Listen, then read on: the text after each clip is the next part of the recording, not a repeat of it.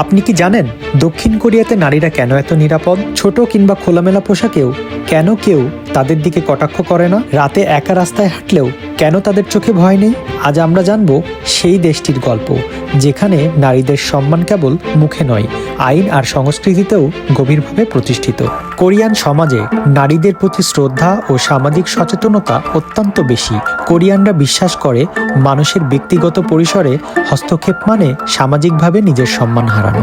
দক্ষিণ কোরিয়ার রাস্তায় ছোট পোশাকে একজন মেয়ে নিশ্চিন্তে হাঁটে। কেউ দাঁড়িয়ে থেকে মেয়েদের হাঁটার ভঙ্গি বিশ্লেষণ করে না।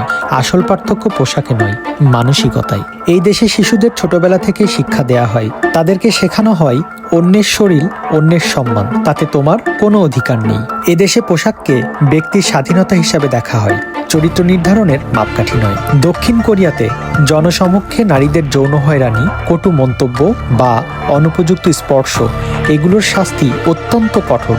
এমনকি কেউ ক্যামেরা বা মোবাইলে গোপনে ছবি তুললেও তাকে জেল ও মোটা অঙ্কের জরিমানা দিতে হতে হয়। যে সমাজে নারীর নিরাপত্তা নিশ্চিত করা যায় না, সে সমাজ প্রকৃত অর্থে কখনোই সভ্য হতে পারে না।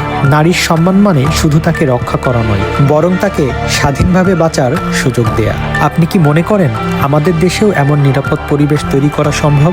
আজকের মতো এখানেই শেষ করছি। কথা হবে আবার নতুন কোনো ভিডিওতে।